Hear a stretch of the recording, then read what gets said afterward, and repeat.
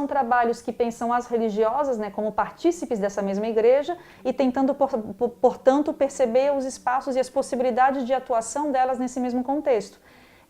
Quando eu me propus, né, a perseguir esse objeto, quando eu iniciei os trabalhos com a tese, um dos únicos livros que eu encontrei efetivamente que traziam as freiras como objeto de estudo, e não era por uma percepção política, era muito mais por uma busca pela ação social, é o livro da Maria José Rosado, né, que é a vida religiosa feminina nos meios populares. Então, talvez o único trabalho assim substancioso, quando eu fiz a pesquisa, claro, né, quando eu iniciei a pesquisa, digamos assim, que trazia um pouco a presença das religiosas e a presença das freiras no contexto específico, mas o trabalho dela não propõe uma articulação com a ditadura militar, né? Como eu falei, é um trabalho que fala de freiras inseridas.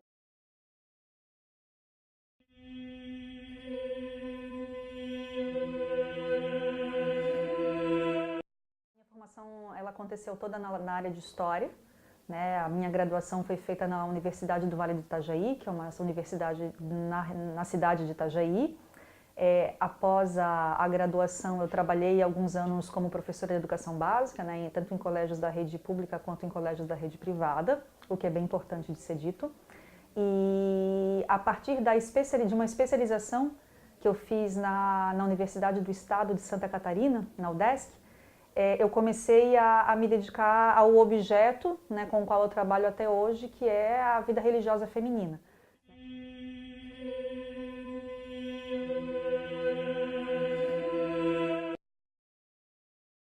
É verdade que a minha formação escolar, que é um pouco anterior à formação acadêmica, ela acontece num colégio de freiras, né? Então a personagem freira, ela sempre me chama muito a atenção.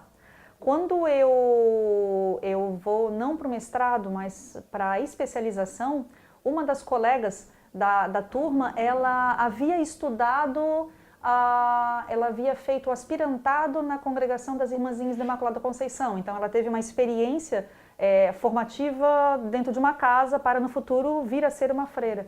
E as histórias que ela contava dessa casa de formação começaram a me chamar muito a atenção.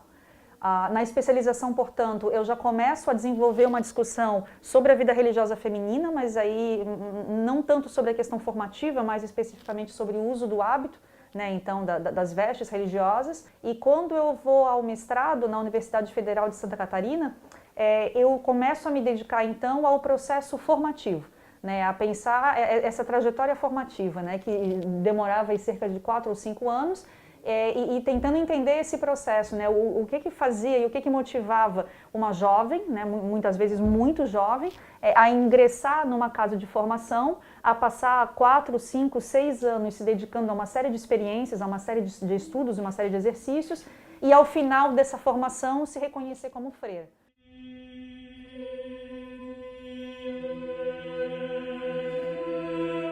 Na dissertação, eu tive acesso a arquivos da congregação, porque na dissertação eu trabalhei especificamente com a formação em uma congregação religiosa feminina, que foi a Congregação das Irmãzinhas da Imaculada Conceição. Né? A sede da congregação é em São Paulo, então eu fui até em São Paulo, consegui algumas fontes na Casa Provincial, que a gente chama.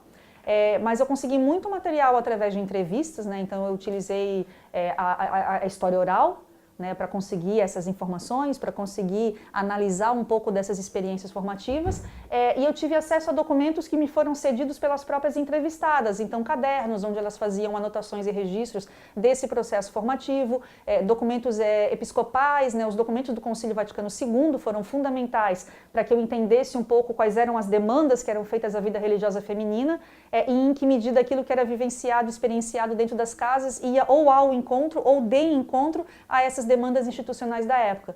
Porque é importante dizer também que o recorte da dissertação foi a partir dos anos 60, né? De 60, eu não lembro agora se era 85, eu creio que sim, mas era exatamente um período de bastante mudança institucionalmente falando dentro da Igreja Católica. né? Então a gente tem todo um processo de aproximação dos religiosos aos fiéis, e isso se mostrava, né, de diferentes maneiras. Isso acabava se refletindo também na experiência formativa, porque muitas delas se formavam dentro das casas ou dentro de instituições como educandários ou como hospitais, e outras em outros espaços tinham uma formação diferenciada porque o trabalho era muito mais próximo de comunidades, né? Então a própria forma de pensar e de se formar enquanto religiosa acabava sendo diferente dependendo dos espaços, e isso era muito característico de um tempo, né, que era esse tempo aí de transformação na própria Igreja Católica enquanto instituição. Era muito curioso, na verdade, porque as entrevistas que eu obtinha, elas eram muitas vezes indicadas por outras pessoas que eu entrevistava, né? Então, a princípio, tu busca algumas referências dentro da própria congregação e começas a expor o objeto, começas a falar a respeito da pesquisa, e os próprios entrevistados te indicam outras pessoas. E quando você vai acessar essas pessoas através de uma indicação e expõe as intenções da pesquisa, acaba sendo facilitado, digamos assim, o processo de acesso às pessoas. A pesquisa sempre gerava muita curiosidade quando eu falava sobre ela, e creio que como eu havia estudado num colégio de freiras, então eu tinha uma certa vivência, né, uma certa experiência, e tramitava num espaço e tramitava dentro de um determinado meio, eu não tive dificuldade de acesso às pessoas, as pessoas não se negavam a falar, não se negavam a dar as entrevistas. Obviamente, como algumas das entrevistadas eram senhoras, né, isso trazia alguma dificuldade, especialmente no que diz respeito à memória, as coisas que elas lembravam. Algumas tinham muita dificuldade para falar a respeito do período, mas a recepção foi sempre muito fácil, eu preciso admitir. Eu não tive ninguém, por exemplo, que se negou a dar uma entrevista ou que se negou a falar a respeito do assunto, né? Pelo contrário, eu sentia que elas gostavam de contar um pouquinho e falar um pouquinho a respeito delas. Afinal,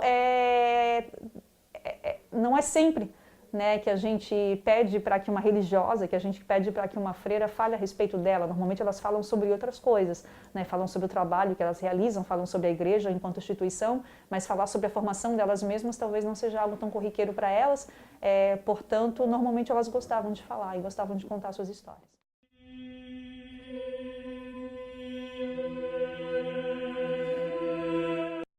Eu tento a seleção para o doutorado, eu continuo com o mesmo objeto, né? Eu continuo com o mesmo, não o mesmo projeto, obviamente, mas o mesmo objeto. O que acontece é que a minha aprovação no doutorado acabou se dando para uma linha de pesquisa que já tinha não vou dizer uma tradição, mas que já vinha desenvolvendo uma série de trabalhos sobre ditadura militar na América Latina, né? Que foi no LEG, Laboratório de Estudos de Gênero, da UFES, que a minha orientadora foi a professora Cristina Scheibe-Wolf, que tem um trabalho bastante reconhecido a respeito da temática. Então, como o meu projeto inicial ele já tinha como um recorte temporal dos anos 60 aos anos 80, o que eu fiz foi uma releitura do meu próprio projeto, fazendo ou propondo esse diálogo entre a vida religiosa feminina e a ditadura militar. Então eu comecei a direcionar as minhas leituras não apenas para o trabalho social e para a inserção social, mas para essas possibilidades de vínculo das freiras e da atuação das freiras com a ditadura. E a ideia surgiu justamente do número absolutamente diminuto de trabalhos que abordam a temática. O que começou a me incomodar foi justamente o fato de, ao ler sobre a ditadura, não encontrar referência às freiras.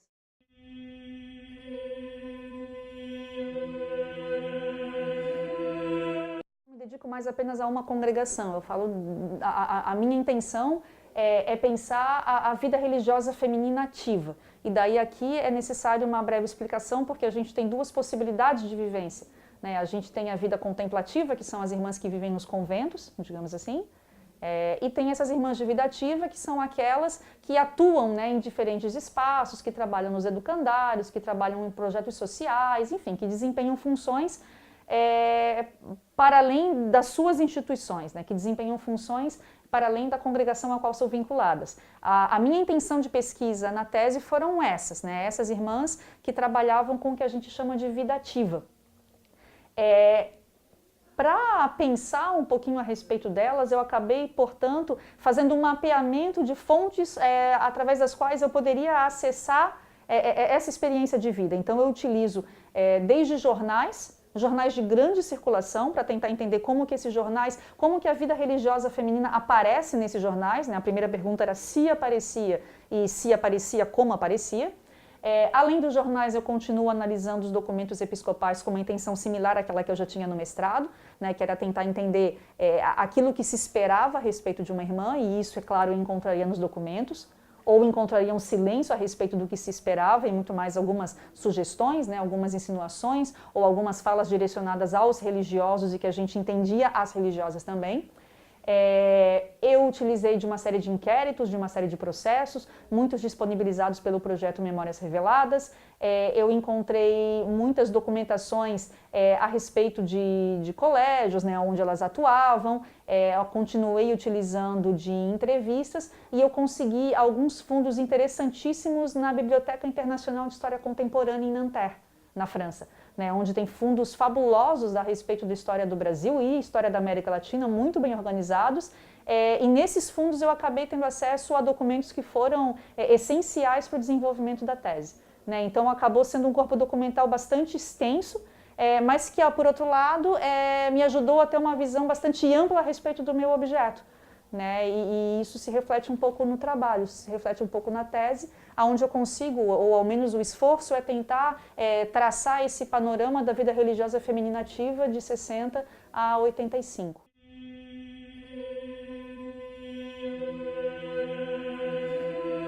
Título de exemplo, segundo dados da Conferência dos Religiosos do Brasil, em 1971, a gente tinha em torno de 41 mil freiras para 13 mil padres. Então, numericamente elas eram muito superiores. Nos anos 70, a atuação ela já se dava, né, em meio social, então a gente já tinha aquilo que a gente chama das freiras engajadas, digamos assim. Portanto, era muito estranho que de tantas mulheres, né, envolvidas com o trabalho social, de tantas mulheres que percebiam, né, que participavam e que observavam aquilo que ocorria no Brasil, era muito estranho que elas não se envolvessem de forma alguma com nenhum tipo de movimento de oposição ou de resistência à ditadura militar, né? Então essa disparidade numérica e a pouca observação, né, da presença das freiras em textos, né, em trabalhos historiográficos, começou a incitar aí uma dúvida e acabou sendo um mote perseguido ao longo da tese. É sabida a grande participação da Igreja Católica na oposição à ditadura militar, especialmente a partir do final dos anos 60, né? E a gente tem uma série de padres, a gente tem especialmente bispos, né, que começam a se manifestar, que proferem falas bastante reconhecidas, que publicam inclusive documentos em contraposição à ditadura, especialmente em contraposição ao uso da tortura. Acontece que as freiras não tinham essa voz, né, que era dada aos padres e os bispos. As freiras, por uma condição institucional, elas não ocupavam espaços públicos, e aqui, é claro, a gente tem que considerar uma questão de gênero, né? Elas eram freiras, elas eram mulheres, e institucionalmente a possibilidade de atuação das freiras é muito diferente das possibilidades de atuação dos padres. Consequentemente, eu começo a encontrar a participação delas a partir do momento em que eu paro de procurá-las no mesmo lugar onde eu encontrava os padres e os bispos. Então, onde é que eu as encontro? Eu as encontro nas escolas, né, nos colégios, eu encontro elas nos espaços onde elas comumente atuavam, eu encontro elas nos jornais, né, através da descrição da participação em passeatas, da participação em movimentos sociais. Então, até há um exercício de ocupação de espaços públicos, né? A gente tem até o ano de 69, por exemplo, uma série de reportagens com fotografias que mostram as freiras ocupando esses espaços, junto com os padres e junto com uma grande parcela da sociedade civil.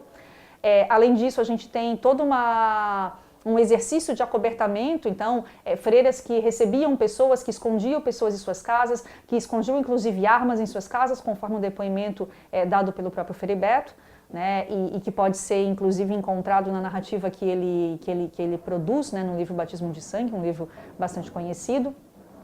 A gente encontra elas auxiliando, né, jovens que estavam sendo perseguidos, que estavam sendo procurados. Então, no caso de eles serem presos, como que eles deveriam se colocar, o que deveriam dizer em determinados depoimentos. A gente encontra freiras levando informações de um espaço ao outro, muitas vezes utilizando do próprio hábito, né, como uma possibilidade, utilizando do próprio hábito e da insuspeição que existia a princípio como uma estratégia, digamos assim, né?